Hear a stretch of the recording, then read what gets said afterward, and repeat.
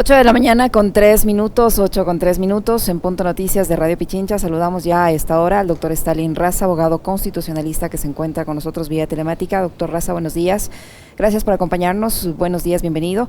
Estamos con usted, Alexis Moncayo, quien le habla, Licenia Espinel. Como lo he escuchado, al parecer no hay, al menos hasta el momento, los votos suficientes como para que la Asamblea se ratifique en el proyecto de ley de interrupción voluntaria del embarazo en casos de violación.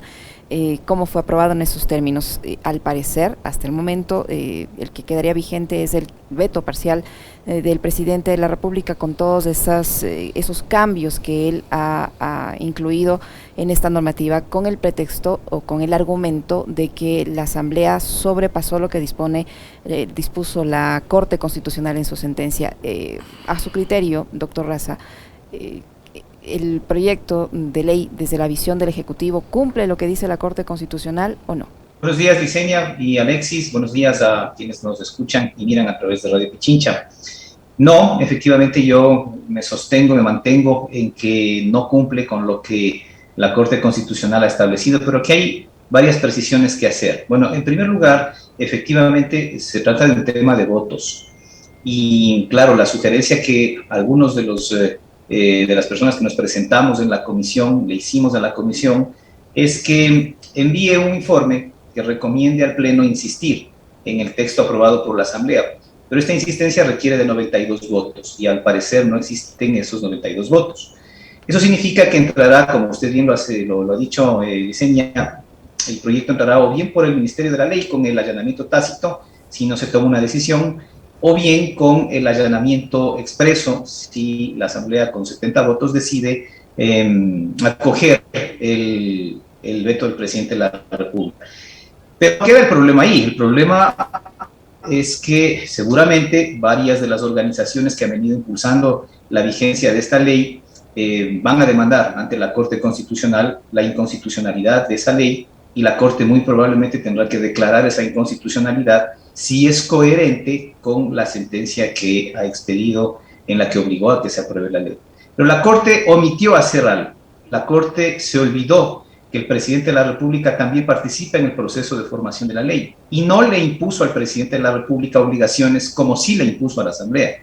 A la Asamblea le dijo: en 6 meses usted apruebe el proyecto de ley que le presente la Defensoría del Pueblo, pero no le dijo al presidente de la República: usted no obstaculice la manera en la que él ha hecho el proyecto de ley que se está presentando. Y esta precisamente creo que va a ser una de las objeciones que se va a presentar posteriormente en las demandas de inconstitucionalidad.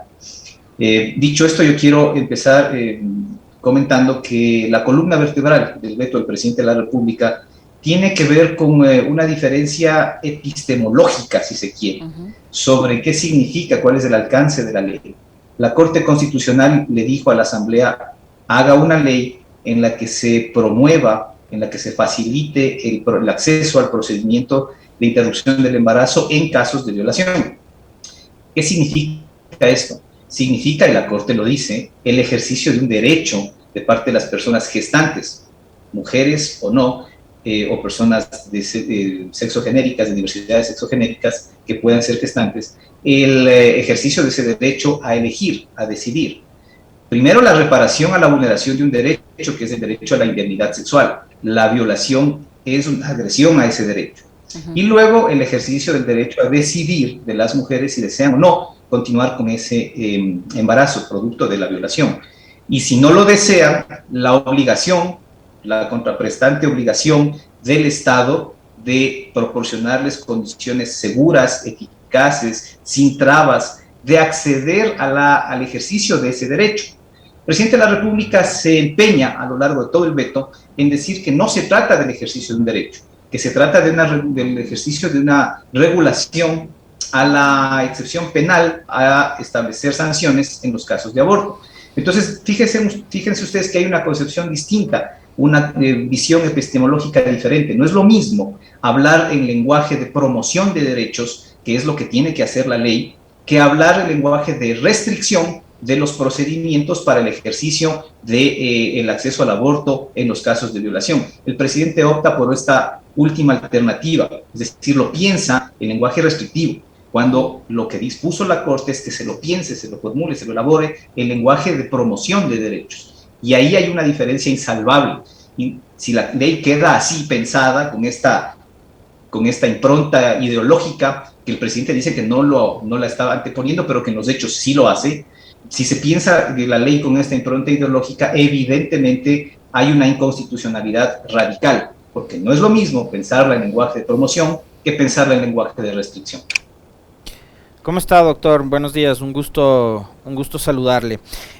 Otra cosa que me llama poderosamente la atención, y digamos esto lo hemos repetido en varias ocasiones en este espacio, es primero que en el veto parte del texto incluya la opinión personal del presidente. Yo no sé si hay algún antecedente en la historia de este país donde una objeción presidencial contenga la visión particular a partir de los dogmas y los credos religiosos, morales y éticos de un mandatario. Usted me va a decir si yo estoy equivocado o en realidad hubo algún antecedente de este tipo, por un lado. Y por otro, es decir, por estos principios personales que defiende el presidente Lasso, se está yendo incluso en contra de pronunciamientos que usted bien decía tienen que ver con derechos, de instancias internacionales que defienden precisamente los derechos humanos. Entonces, ¿qué decir de estas dos aristas que le menciono yo? La inclusión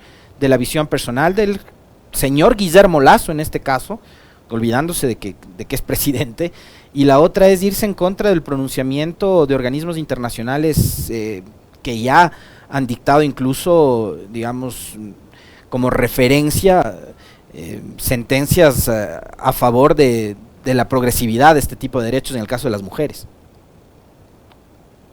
Claro, sí, Alexis, es exacto lo que usted dice. A ver, en temas complejos como estos, donde están definitivamente en contienda visiones y posiciones de orden ético, metaético, moral y hasta religioso, es el terreno propicio, digamos, donde se manifiestan los desacuerdos en el derecho y por el derecho, ¿sí? Estos desacuerdos son genuinos en la medida en la que uno los exteriorice, diga, esta es mi posición y acerca de esto voy a defender mi posición. Lo incoherente es lo que ha hecho el presidente de la República, manifestar su posición personal, decir que no va su posición personal a interferir con la posición institucional en tanto presidente de la República y con el cumplimiento, entre comillas, que él dice que hace de la sentencia de la Corte Constitucional, y terminar haciendo todo lo contrario. Porque precisamente esto último que estamos sosteniendo, el hecho de concebir a esta ley no como el ejercicio de un derecho, sino como la restricción o la regulación de requisitos para el acceso a un procedimiento de excepción, que es el aborto en casos de violación, significa anteponer su posición personal. Y lo otro, que está ligado directamente con lo que usted decía también, es decir, si usted se fija, el presidente de la República hace algo insólito. Él veta los considerandos de la ley, ¿sí? Es decir, y en los considerandos de la ley, en ese veto que hace a los considerandos de la ley, se elimina de un plumazo toda la referencia que hay en esos considerandos precisamente a todos los instrumentos internacionales de derechos humanos sobre la protección de los derechos sexuales y reproductivos de las mujeres, ¿sí? Entonces, esto significa, obviamente, anteponer su posición personal de estar en desacuerdo con ese nivel de desarrollo y de evolución de los derechos, que ahora ya no solo significa una posición antagónica a la que él tiene, sino que además ya es objetivamente derecho positivo, porque esos instrumentos internacionales de derechos humanos, mal que le pese al presidente de la República, forman parte del bloque de constitucionalidad y forman parte de las obligaciones que tiene el Estado ecuatoriano precisamente de promover estos derechos, cuyo incumplimiento además el Estado ha sido observado en varias ocasiones por los comités de derechos humanos, por las organizaciones que desarrollan los instrumentos internacionales de derechos humanos desde hace varios años, precisamente por seguir manteniendo esta prohibición de aborto en casos de violación. Así que sí, en ambas cosas hay una forma de anteponer por parte del presidente de la República su posición personal, a pesar de que dice que no lo va a hacer. Doctor Raza, ante el escenario de cómo se van a dar las cosas, ¿es posible que alguien, no sé si la misma Asamblea, introduzca una acción de incumplimiento de la sentencia de la Corte Constitucional? ¿O eso no es posible? No, precisamente por lo que yo le decía a un inicio. La Corte Constitucional no le impuso ninguna obligación al presidente de la República, se lo impuso a la Asamblea. Y claro, sería, por un lado, inconsistente que la Asamblea presente una acción de incumplimiento por unas obligaciones que se le han impuesto a ella misma. Y en segundo lugar, la Corte Constitucional ha sido extensa ya en varias sentencias en afirmar que la acción por incumplimiento de sentencias solamente se puede poner cuando hay obligaciones claras, específicas, determinadas. Y como le decía a un inicio, al presidente de la República, lamentablemente, la Corte no le impuso ninguna obligación. Lo que quedará, si no hay los votos suficientes, es que se presenten a futuro demandas de inconstitucionalidad. Pero en el veto se incluyen cosas que son inverosímiles, y esto sí es digno de resaltarse. Por ejemplo, se está incluyendo la obligación de que las personas gestantes, que son menores de edad, deban contar con la autorización de sus progenitores, tutores o personas que se encuentren a cargo de su cuidado, lo cual, en primer lugar, contradice las sentencias de la Corte Constitucional que afirma la autonomía de derechos sexuales y reproductivos de los menores de edad en función de su nivel de madurez, en función de su nivel de su capacidad de elección y de decisión. O sea, primero está incumpliéndose esa parte de la sentencia. Y segundo, está desconociendo una realidad lacerante, que es que en muchos de los casos, digamos, en una mayoría importante, de acuerdo con las estadísticas que maneja la propia Corte Constitucional en la sentencia, los agresores sexuales de los menores de edad pertenecen al mismo círculo familiar. Y en ese caso, pedir que sean ellos mismos quienes consienten en el procedimiento de aborto resulta generar un conflicto de intereses, revictimizar a los menores de edad que han sido víctimas de esto. Esto por decir una cosa.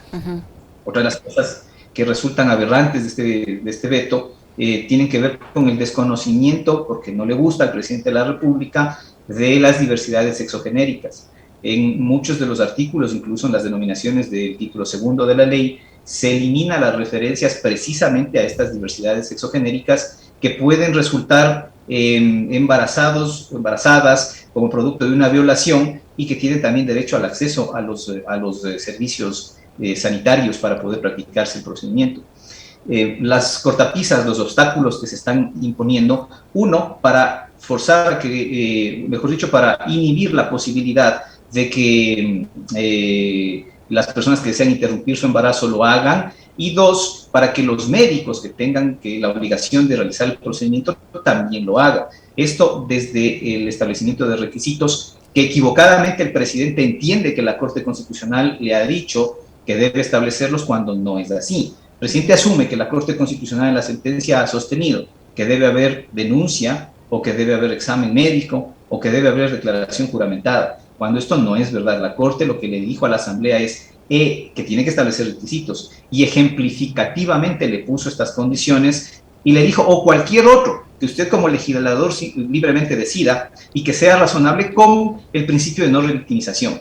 Y eso ha hecho el proyecto de la Asamblea al establecer el formulario que debe reportarse en 24 horas a la Fiscalía, es decir, sirve a manera de una noticia del delito, de una denuncia. Con eso se garantiza el procedimiento. Y luego, examen médico que obviamente tiene que realizar el médico al momento de previamente a practicar el procedimiento, en cuyo caso también se encuentran evidencias de violencia física, que no es la única forma de violación, pero si encuentra evidencias de violencia física, debería estar obligado a recolectar los indicios, y para esto tienen que participar conjuntamente en la elaboración de manuales las instituciones implicadas, dentro de ellas, por supuesto, la Fiscalía General del Estado. Doctor, digamos, como escenario inmediato tenemos el pronunciamiento de la Asamblea, ¿no es cierto? Usted ya lo aclaró en la primera respuesta que le dio a Licenia. Si es que la Asamblea no tiene los 92 votos, que son la mayoría calificada que se requieren para ratificarse en el texto aprobado en febrero, digamos, la ley para interrupción voluntaria del embarazo pasaría con las 61 objeciones planteadas por el presidente Lasso. Pero ahí la Corte Constitucional podría hacer algo adicional, porque digamos, finalmente lo que se está haciendo acá es legislando en algo que usted de entrada decía, ¿no? Y es fundamental, están legislando en función de derechos. Y los derechos siempre uno creería que tienen que ser progresivos, que tienen que ampliarse. En materia de derechos no podemos dar un paso al frente y retroceder 10. Entonces, la Corte Constitucional podría hacer algo como para que se ratifique, digamos, la esencia misma de lo que fue su sentencia de abril de 2021, ¿o no?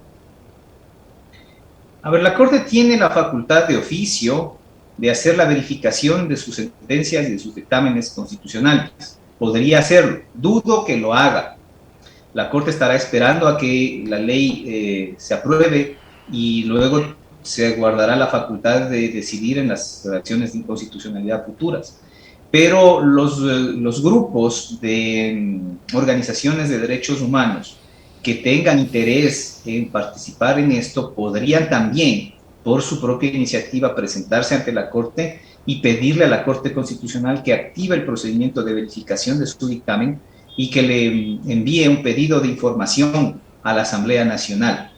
No creo que esto sea razón suficiente o alcance como para que los asambleístas que han decidido su voto negativamente por el proyecto de ley y por el texto aprobado por la Asamblea lo vayan a cambiar.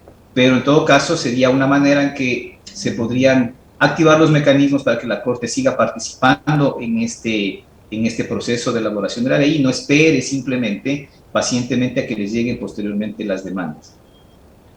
Doctor Raza, en lo que tiene que ver con la objeción de conciencia, ¿qué decía la sentencia de la Corte Constitucional? Y este proyecto, tanto el aprobado por la Asamblea como el de iniciativa o el veto del presidente de la República, transforman totalmente lo que dice la Asamblea respecto a la objeción de conciencia. ¿Cuál cumple con lo que dice la Corte Constitucional? A ver, la Corte Constitucional no ha dicho en qué sentido debe regularse la objeción de conciencia, como tampoco ha dicho cuál es el requisito adecuado para permitir el acceso al procedimiento. Lo que le ha dicho a la Asamblea es, usted tiene que observar y tiene que regular adecuadamente, razonablemente, cómo debe ejercerse el derecho a la objeción de conciencia. Habría sido deseable que la Asamblea lo regule de mejor manera. Creo que es una de las cosas peor reguladas, tanto en el texto aprobado por la Asamblea cuanto en el veto presidencial. Porque hay que diferenciar una cosa. Es verdad que la objeción de conciencia es personal, es personalísima.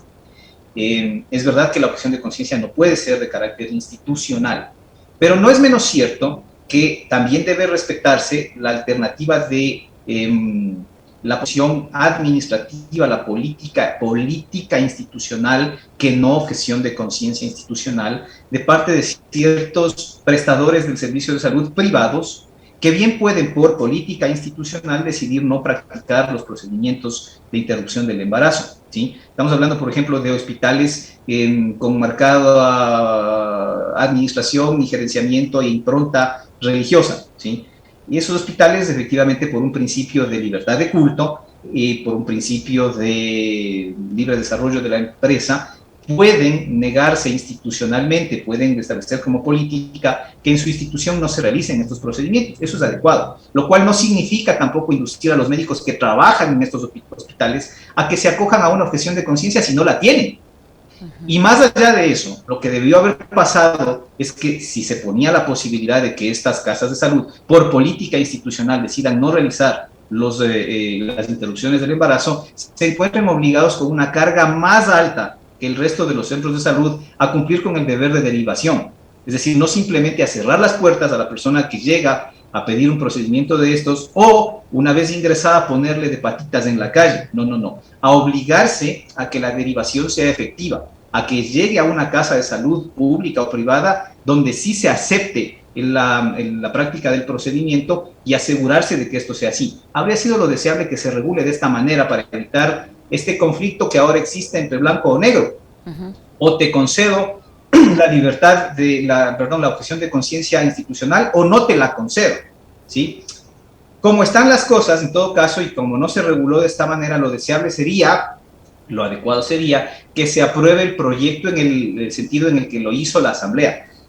Es decir, no es posible una objeción de conciencia institucional, sí, de carácter personal, y si hay una objeción de conciencia de varios médicos en una casa de salud, pues están obligados a hacer la derivación. Y desde luego, y en esto quizás el veto sí acierta, en los centros de salud de la red pública de salud no es posible que no exista el número suficiente de profesionales que se encarguen del procedimiento, a pesar de que la excepción sea los objetores de conciencia.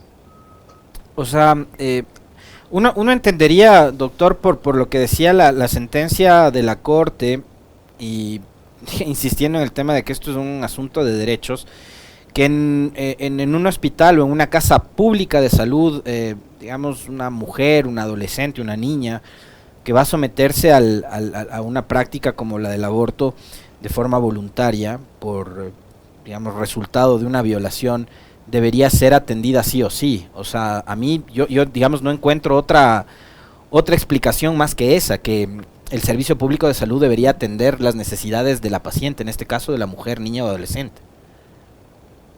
Absolutamente. Bueno, pero en eso coincide incluso el veto, ¿no? Lo que pasa es que el proyecto de la Asamblea, el texto de la Asamblea dice, incluso en los centros de salud privados. Y claro, el veto dice, esa obligación tiene que extenderse. Pero ¿y qué pasa? Perdón, doctor, que le interrumpa, pero ¿y qué pasa si ahí uno de los médicos de la casa pública de salud dice, yo, mi dogma, mi credo me impide practicar este tipo de procedimientos y no lo hago? Ese médico tiene el derecho a acogerse a la objeción de conciencia, pero tiene que ser reemplazado por otro médico que el servicio de salud tiene que proveerle un número suficiente que no tenga ese problema y que practique el procedimiento de interrupción de embarazo. Entonces, sí, lo que pasa es que en el texto de la Asamblea dice, eso se aplica también en los centros privados de salud. Y sí, esto es lógico, porque en los centros privados de salud hay médicos que tienen objeción de conciencia y aquellos que no. Pero usted tiene una política institucional de parte de la administración de un centro privado de salud que puede decir, en esta casa de salud no practicamos ese tipo de procedimientos. Y está bien por política institucional, no se reguló así. Y como no se reguló así, es mejor que quede tal como quedó originalmente en el texto de la Asamblea para que después se pueda producir más adelante una reforma. Ahora, ese no solo es el problema también se genera en que el veto introduce una posibilidad de una suerte de baratillo de ofertas, ¿no? Cuando establece la necesidad de que instituciones públicas o privadas que se dicen de apoyo a los derechos de las víctimas y de promoción de la adopción de niños cuyas madres no deseen criar, mantener, seguir, que decían continuar con el embarazo y deseen tener al niño, lo que va a producir en los hechos es que organizaciones, tanto públicas como privadas, de un lado y del otro, empiecen a tironear a la víctima de violación que llega a una casa de salud. Ya suficiente trauma puede tener, perturbación puede tener una persona que llega con el producto de una violación y un embarazo a una casa de salud, como para que le estén jaloneando de un lado, ofreciéndole folletitos y promociones y publicidades para que aborte, o del otro, ofreciéndole igual folletitos o promociones o publicidades para que no lo haga. Es decir, ahí va a venir un problema de que tratarán de incidir en su decisión libre organizaciones de un lado y del otro, cuando la política pública del Ministerio de Salud es la única que debería garantizar que la persona que llegue pidiendo un procedimiento de esto sea informada suficientemente de las alternativas del procedimiento, de las condiciones, de los alcances del procedimiento y también de las alternativas para que su elección sea lo más libre posible, considerando que una víctima de un evento tan traumático como es una violación no llegará pues en la mejor condición para poder tomar elecciones razonadas y libres y concienzudas y reflexivas a una casa de salud. Entonces hay que evitar este tipo de cosas que se desquician con la introducción de estas posibilidades en el veto. Doctor Raza, rápidamente le pido, porque se nos va a terminar la conexión, a partir de que se apruebe, qué es lo que seguramente va a pasar, este veto del presidente de la República, ¿qué pasa si una niña, una adolescente violada va a un centro de salud público a tratar de hacerse el procedimiento después del plazo establecido en el veto? El establecimiento público tiene la obligación de atenderle, sí o no, y si lo hace pasado las 12 semanas, esta niña o esta víctima puede ser sancionada por la ley. ¿Qué va a ocurrir con ella? Bueno, sí, yo pensaría que desde ahora mismo, desde la sentencia de la Corte Constitucional, ninguna persona gestante que acude afirmando haber sido violada puede ser criminalizada. Y frente a un evento de emergencia médica, de urgencia médica, en la Casa de Salud está obligada a prestar el servicio, aún sin la ley. Ahora, una vez que esté aprobada la ley, esto funcionará de mejor manera, tendrá que institucionalmente organizarse los protocolos y demás, y se tendrá que establecer el término del número de semanas, que además es un problema también, ¿no? Uniformar en 12 semanas para las diferentes circunstancias del país significa desconocer la diversidad, pero significa desconocer también la obligación legal de aplicar el enfoque intersectorial que obliga a las autoridades públicas al momento de expedir la política pública a considerar las asimetrías socioeconómicas y culturales que existen en el país. Muchísimas gracias, doctor Raza, siempre por su apertura, por el análisis que nos ha permitido realizar el doctor Stalin Raza, abogado constitucionalista que ha estado con nosotros. Muy amable, doctor, muchísimas gracias.